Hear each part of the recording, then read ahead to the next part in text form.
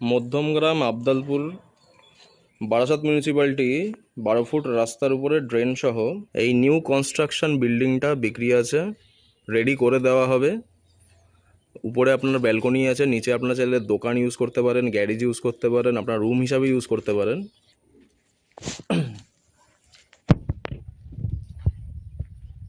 এই হচ্ছে আপনার এন্ট্রেন্স।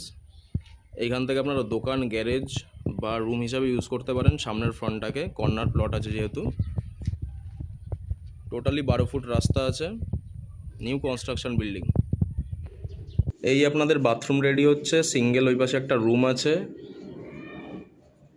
12x14। এইখানে একটা ডাইনিং করা আছে।